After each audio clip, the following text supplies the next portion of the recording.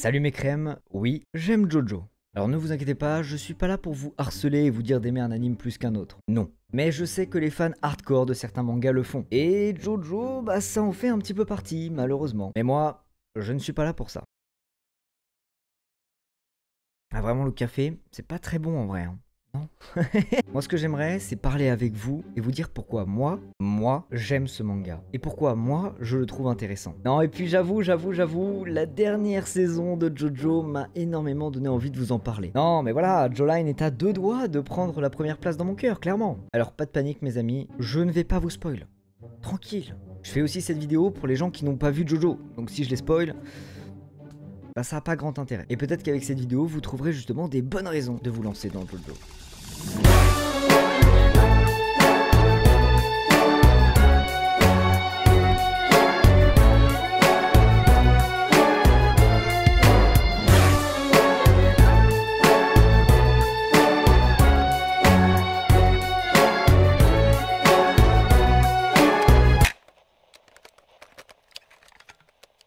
Jojo Bizarre Adventure se distingue de la grande majorité des mangas du genre par une idée simple, mais bougrement géniale. Là où dans la plupart des shonen, on suit l'évolution d'un seul et unique héros, Jojo Bizarre Adventure, lui, préfère se concentrer sur l'évolution d'une famille. Le manga est donc composé en plusieurs parties, et chacune de ces parties vont s'intéresser à un des membres de la famille Joestar. Et honnêtement, c'est ça le premier point que j'ai adoré dans Jojo. Ne pas suivre un héros unique, mais suivre une lignée de personnages qui sont issus de la même famille, je trouve ça ultra intéressant. C'est un peu comme quand vous regardez Game of Thrones. Vous suivez pas Game of Thrones pour l'évolution de Jon Snow, mais bien pour toute l'avancée de la famille Stark, et même des relations qu'ils ont avec les autres familles. Et bien là, c'est pareil. Et en plus d'être cool, bah c'est un procédé qui est hyper ingénieux en fait. Parce que quand on y pense, eh bien ça permet à l'auteur à la fois d'avoir une continuité dans l'histoire et dans le temps, mais aussi de renouveler tous les personnages à chaque nouvel arc. Et ça, c'est très fort. Voire même parfois, il y a l'univers entier qui change, mais on y reviendra un petit peu plus tard. Dans Jojo, vous allez voyager, avec un grand V. Un très grand V. Voyager à la fois entre les époques, mais aussi géographiquement, puisque le manga va se passer dans plein de pays différents, ce qui va apporter une grande richesse au récit. Bon alors, sans rentrer vraiment dans les détails, la première partie s'appelle Phantom Blood. C'est un petit peu le commencement du commencement. En même temps, c'est la première partie, donc c'est plutôt logique. Ouais. Bref, vous allez y suivre un mec qui s'appelle Jonathan Joestar, qui est surnommé Jojo, vous l'avez. Et du coup, dans cette première partie, eh bien, vous êtes en Angleterre pendant l'époque victorienne. Dans la deuxième partie, vous allez suivre le petit-fils de Jonathan, à savoir Joseph. Et dans cette partie, eh bien, vous vous situez à une autre époque. Vous êtes pendant les années 30, pendant la Grande Dépression. Ça commence aux États-Unis, puis après vous allez prendre l'avion pour aller jusqu'au Mexique, et ensuite vous allez faire un petit footing jusqu'à Rome. C'est une partie dans laquelle on voyage beaucoup. Dans la troisième partie, qui est sûrement la plus connue, vous allez suivre Jotaro Kujo, le mec qui est sur mon pull. Et ce mec-là, eh bien, c'est le petit-fils de Joseph, le mec de la deuxième partie. Et cette fois, vous allez partir dans un long périple en Égypte. D'ailleurs, petite parenthèse, je suis allé en Égypte et honnêtement, c'est une pure dinguerie. Non mais vraiment, c'est un pays de ouf, les pyramides, c'est un autre monde. Je pensais pas que c'était aussi énorme. D'ailleurs, voilà tout de suite une photo de moi sur un dromadaire. Ouais. Bon, le flow est négatif. Bref, vous commencez donc à comprendre que chaque partie de Jojo, c'est un nouveau héros, une nouvelle époque et un nouveau lieu. Ce qui fait que les parties sont indépendantes, presque. Chaque partie de Jojo sont indépendantes, mais elles sont toutes connectées les unes aux autres. Je sais, c'est un peu bizarre, mais on va prendre un exemple très simple et qui est, je trouve, parfait. Prenons l'exemple des films Marvel. Chacun d'eux sont indépendants, vous pouvez aller les voir et les comprendre sans avoir vu les précédents. Mais il y a forcément un mais. Vous allez rater des détails et des clins d'œil qui sont parfois importants à l'histoire, voire des personnages secondaires que vous connaissez pas trop et qui en fait ont été expliqués dans des films précédents. Si vous allez voir un Spider-Man et que vous voyez que dedans il y a Doctor Strange, bon c'est mieux d'avoir vu Doctor Strange pour savoir qui il est et quels sont ses pouvoirs. C'est pas obligatoire, mais c'est conseillé. Et même s'ils sont indépendants, les films ont une certaine logique chronologique. Et bien dans Jojo, c'est exactement pareil. Chaque partie peut être vue indépendamment, mais vous allez passer à côté de certains détails. D'autant plus que la vraie force de Jojo, eh bien c'est un petit peu comme Marvel, c'est le fait que certains héros principaux de certaines saisons, de certaines parties, peuvent réapparaître comme personnages secondaires dans d'autres parties. Et parfois ils jouent un rôle très important. Et perso, eh bien c'est un truc que j'adore. Mais genre vraiment que je surkiffe. C'est un peu pour ça que je vous en parle, en fait. c'est parce que j'aime bien. On s'attache à un personnage dans la partie qui lui est consacrée. Et après, on va le voir grandir et évoluer à travers les autres saisons. Le meilleur exemple, c'est celui de Joseph, le héros de la deuxième partie. Dans la deuxième partie, vous allez le découvrir, vous allez l'aimer, l'apprécier ou le détester. Peu importe, mais en tout cas, vous allez le rencontrer. Vous allez le retrouver dans la partie suivante où il va épauler son petit-fils, Jotaro. Mais il va aussi épauler Josuke, qui est le héros de la quatrième partie. Il passe donc de jeune homme à vieux monsieur, puis à ancêtre à deux doigts de canet. C'est horrible de dire ça comme ça en fait, c'est vraiment horrible. Et c'est justement cette pluralité de héros qui est hyper intéressante dans JoJo. C'est aussi pour ça que souvent il y a discorde entre les fans. Ils sont tous à se battre pour savoir quel est leur JoJo préféré. C'est normal car chacun d'entre nous peut s'attacher à un héros complètement différent. D'ailleurs, n'hésitez pas à me dire quel est votre JoJo préféré. Bien que j'ai un pull de Jotaro Kujo, eh bien c'est son grand-père que je préfère, à savoir Joseph. Ah vraiment, je surkiffe Joseph, hein. Je l'aime trop, j'aime trop ce mec. Bref. Que dire de plus? En vrai, il y a encore beaucoup de choses à dire. On en est qu'à la moitié de la vidéo, mes amis, ne vous inquiétez pas, mais j'espère qu'elle vous plaît. Parce que si là, déjà maintenant, vous en avez marre, on est mal parti. Là, on va rentrer dans un sujet qui va être un petit peu compliqué. On va parler de l'univers de JoJo, mes amis. Alors comme je l'ai dit, l'histoire de JoJo va s'étendre sur plusieurs époques. Mais le manga en lui-même a déjà plus de 30 ans. Et oui, c'est pas tout jeune JoJo. Les premières planches de JoJo ont été publiées en 1986. Et autant dire qu'en 30 ans, le manga a subi pas mal d'évolutions. Non, subi, c'est pas le bon mot. Il a vécu pas mal d'évolutions. Outre le changement de héros entre chaque partie, c'est parfois les codes, voire les fondements même de l'univers qui changent. Ne regardez pas comme ça, je sais, ça peut être étrange. Ça peut être bizarre et ça peut être déroutant. Mais bon, mes amis, c'est justement ça qui fait la richesse de JoJo et qui fait que JoJo est ce qu'il est aujourd'hui. Mais oui, hein, c'est aussi une des raisons pour lesquelles certains lecteurs, et quand je dis lecteurs, je veux aussi parler des gens qui regardent l'anime bien sûr, peuvent se retrouver un petit peu perdus, voire déroutés et même parfois en difficulté pour rentrer vraiment dans l'histoire. Quel est le meilleur arc de JoJo? Ah bah ça mes amis, c'est une question que beaucoup de fans se posent. Mais en vrai, il n'y a pas vraiment de réponse. En tout cas, il n'y a pas de bonne réponse. Parce que chaque partie de JoJo a son propre rythme, son propre héros, et surtout parfois ses propres codes. C'est pour ça qu'en ayant vu seulement 10 épisodes de la première partie, vous ne pouvez pas dire « j'ai vu JoJo ». Enfin, si, vous pouvez le dire, hein, techniquement, physiquement, vous devriez pouvoir le faire, si vous avez la capacité de parler. Mais ça n'aurait pas grand sens. Alors, je sais, ça peut paraître un peu compliqué à comprendre, à concevoir, mais pourtant c'est le cas. Si vous n'aimez pas Naruto, eh bien il est fort probable que vous n'aimiez pas le manga Naruto, ça paraît logique. Mais si vous n'aimez pas Jonathan, bah rien ne dit que vous n'allez pas adorer Joseph. Et c'est là une des forces de JoJo, mais qui peut être aussi un point négatif. Je vais prendre l'exemple de moi, parce que bah, c'est moi qui vous parle, donc c'est plus simple. Le premier arc, honnêtement, je l'ai pas trop aimé. Le rythme est très lent. C'était pas trop mon délire, et Jonathan, je n'étais pas ultra fan. Le deuxième arc, par contre, j'ai surkiffé. Joseph, je l'ai adoré. La troisième partie, je l'ai bien aimé, celle avec Jotaro. La quatrième partie, j'ai eu du mal parce que je trouvais qu'il manquait d'un espèce de fil conducteur vraiment intéressant et accrocheur, malgré le fait que j'ai beaucoup aimé Josuke. Et pour prendre l'exemple de la dernière saison qui est sortie, qui est donc l'adaptation de la partie 6 de JoJo, à savoir Stone Ocean, eh bien je suis complètement tombé amoureux de Joline. Alors, pas que j'aime les filles en 2D, mais je trouve le personnage ultra intéressant et vraiment bien développé. D'autant plus qu'elle évolue dans un univers que je trouve ultra intéressant. Ce que je veux vous dire par là, mes amis, c'est que ce n'est pas en ayant vu la première saison que vous pouvez vous dire « Ok, JoJo, c'est comme ça ». Non. Parce que JoJo, ça peut changer et ça évolue beaucoup entre chaque saison. L'un des plus gros changements se situe entre les deux premières parties et les parties suivantes. En animé, les deux premières parties, c'est la première saison. Dans Phantom Blood et Battle Tennessee, qui sont donc résumés dans cette première saison, nos héros vont affronter des espèces de vampires. Et pour les battre, ils vont devoir maîtriser la technique de l'onde. C'est un peu un espèce d'art martial. Dans ces deux arcs, on se rapproche beaucoup de ce qu'on peut voir dans Hokuto no Ken, Ken le survivant en français, pour ceux qui préfèrent. Et d'ailleurs, l'auteur ne s'en cache absolument pas. Il se présente un petit peu comme l'héritier de ce manga populaire en proposant des héros tout en muscles et tout en sérieux. Mais dans les saisons suivantes, et notamment Stardust Crusader, qui est la troisième partie, l'auteur va introduire une rupture radicale. C'est l'apparition des stands, ou stands. Je sais pas vraiment comment on le dit, mais je trouve que stand, c'est plus stylé. Donc on va dire ça comme ça.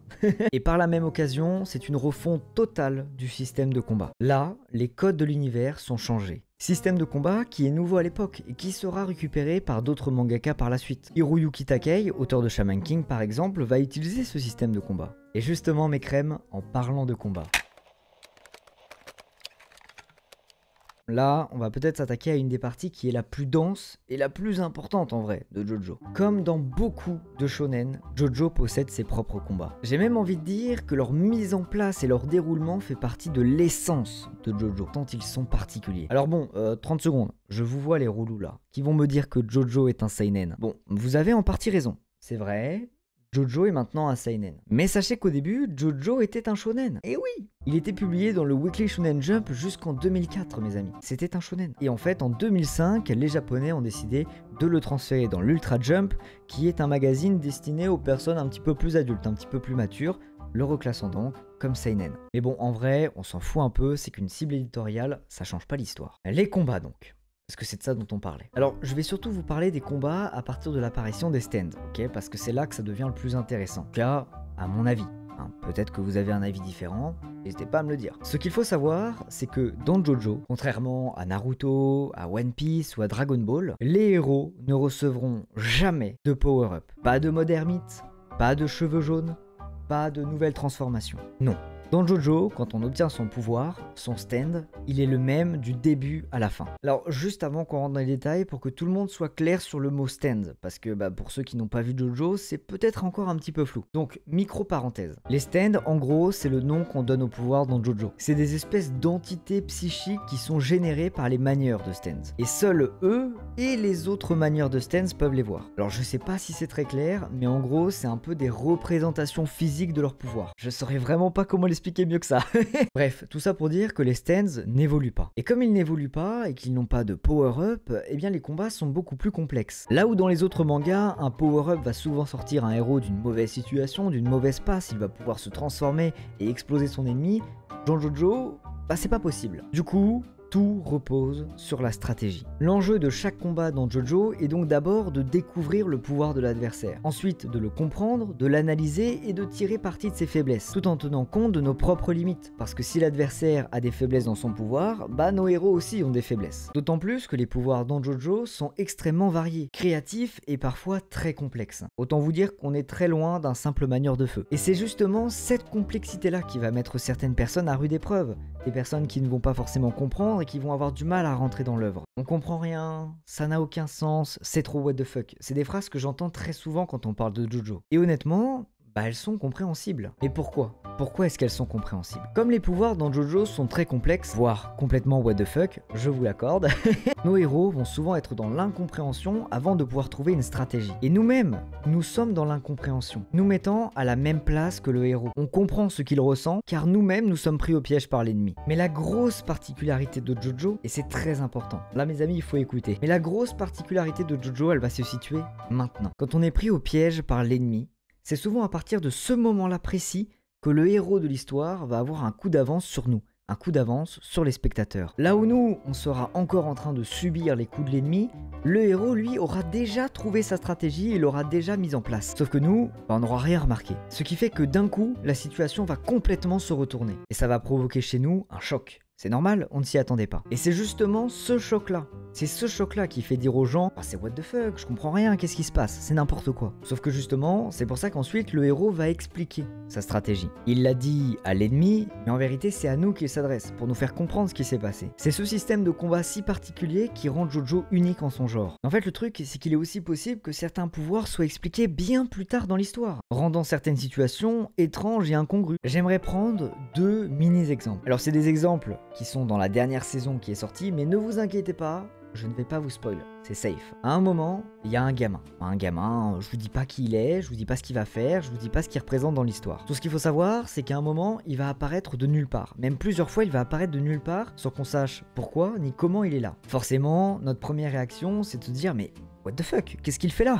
C'est pas possible. Mais en fait, tout ça, on le comprendra bien plus tard, quand son pouvoir nous sera expliqué, nous laissant dans l'incompréhension pendant plusieurs épisodes. Deuxième mini-exemple. À un moment, Jolyne va se retrouver dans une illusion. Jolyne, c'est le personnage principal de cette partie. Elle, comme nous, on va penser que c'est la réalité. Aucun, je dis bien aucun indice nous permet de savoir que c'est une illusion. Et en plus de ça, on est habitué à voir des choses étranges. Ce qui fait que ce qui aurait pu être suspect, ne l'est plus du tout. Et ici, le mangaka, il joue avec nous. Il joue avec notre compréhension de l'univers, avec la façon dont on se le représente. Bref, il s'amuse à nous perdre. C'est perturbant, mais c'est cool. En comparaison, dans Naruto, quand il y a une illusion, un genjutsu, on le sait directement. Les couleurs changent et parfois les scènes font du non-sens par rapport à l'essence de Naruto. Si bien qu'on est spectateur du genjutsu. On voit notre héros subir, mais nous, on ne subit pas avec lui. Si on prend une des toutes premières scènes d'illusion entre Orochimaru et Sasuke, on comprend très vite que c'est une illusion et il n'y a pas de place au doute. Voir Sakura y mourir quasiment instantanément, c'est contraire à l'essence même de Naruto. Ce n'est pas possible. D'autant plus que l'aspect graphique va changer. Tout ça nous indique directement qu'il s'agit d'une illusion et non pas de la réalité. Jojo, lui, va faire en sorte que vous passiez de spectateur à acteur. Et je comprends que ça puisse perturber, surtout quand à la base, on voulait juste se poser dans notre canapé comme un légume. Passer en mode Netflix chill, tu connais.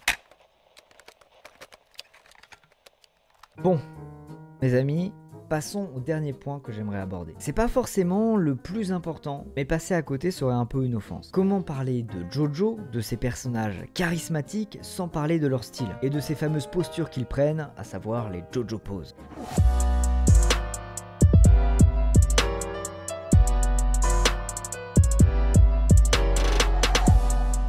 Après s'être inspiré de Kenshiro pour créer Jonathan, l'auteur a finalement réussi à trouver son propre style graphique. Un style reconnaissable entre mille tant il est atypique. Je pense que vous ne me direz pas le contraire.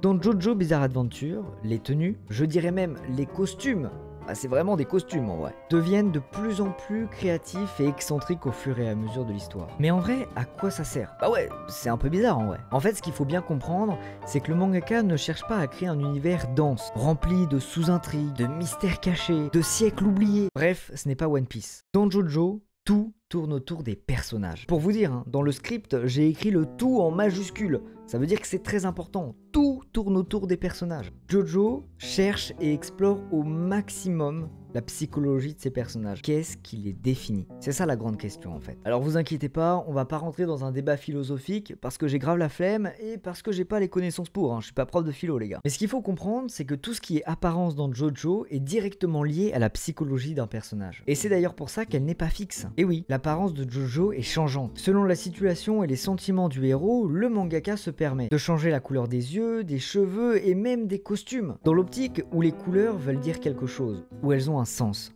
Eh bien pourquoi ne pas utiliser ces couleurs pour parler de la psychologie des personnages, de ce qu'ils ressentent? Et en soi, c'est pas bête. Alors je vous l'accorde, au début c'est un petit peu perturbant, voire même incompréhensible, on sait plus vraiment qui est qui. En même temps, voir un personnage changer de couleur de cheveux d'une scène à l'autre sans vraiment qu'il y ait une évolution dans le personnage, c'est-à-dire que n'y a pas d'évolution comme dans Dragon Ball, c'est peu commun. Voire je crois que j'ai jamais vu ça autre part que dans Jojo. Et c'est justement parce que c'est peu commun que ça nous perturbe. On est habitué à avoir des personnages qui ne changent quasiment jamais d'apparence. D'ailleurs, parfois on se demande à quel moment ils lavent leurs vêtements. En vrai, je pense qu'ils puent sa mère les héros de shonen, je vous jure. D'ailleurs, il y a une vraie rumeur comme quoi le mangaka aurait été styliste de formation. Bon, en vrai c'est faux, mais c'est indéniable qu'il est fan de mode et de haute couture. Et pour les poses, c'est un petit peu la même chose en soi. Le corps aussi peut être un langage. On parle d'ailleurs de langage corporel, de body language, because I'm bilingue, tu connais. Eh bien, le mangaka va exacerber cet aspect. Il va donner des poses extravagantes, grandiloquentes, mais à la fois très expressives, telles des figures grecques. Eh oui. Les héros deviennent alors, avec leurs accoutrements et ces postures très spéciales, des gravures de mode à part entière. Voilà ce qu'est une Jojo pose et ce qu'est le style de Jojo. Waouh! Fatigué un peu là, non? En vrai, je sais, ça fait beaucoup d'infos en une seule vidéo. J'aurais pu, mes amis, en dire encore plus sur Jojo parce qu'il y a beaucoup de choses à dire. Mais je veux pas vous infliger ça. Vous êtes en vacances, je suis en vacances, normalement notre cerveau n'est pas censé travailler. Mais sachez juste que Jojo, c'est trop bien. Alors oui, il faut rentrer dans le délire, faut comprendre. Et je n'ai pas la prétention de vous avoir donné des réponses par rapport à ce qu'est Jojo. Mais j'espère au moins avoir ouvert des petites pistes de réflexion. En vrai, j'ai grave kiffé faire cette vidéo parce que j'ai parlé d'un truc que j'aime. Et en plus de ça, je trouve que c'est une vidéo qui est plutôt intéressante, à la fois pour vous et pour moi, et ça a même été instructif parce que j'ai dû creuser un petit peu plus mon avis sur l'œuvre, comprendre un petit peu mieux certains trucs pour pouvoir mieux vous l'expliquer et mieux comprendre ce que c'était, tu vois, Jojo. Bref, j'ai adoré vous la faire et j'espère que vous aussi, vous avez aimé cette vidéo. Enfin voilà, quoi, vous connaissez le blabla habituel. N'hésitez pas à me dire si vous aussi vous avez aimé la vidéo et si vous voulez que je parle d'un autre manga, n'hésitez pas à me le dire. Alors, je suis pas sûr, on va pas se cacher, je suis pas sûr de faire une analyse pareille, mais ce n'est pas impossible. Donc n'hésitez pas à me donner des petits mangas, au moins comme ça j'aurai des idées. Voilà, faites le travail à la place, trouvez-moi des idées. Sur ce mes crèmes, je vous fais la bise et je vous dis à la prochaine. Tchuss!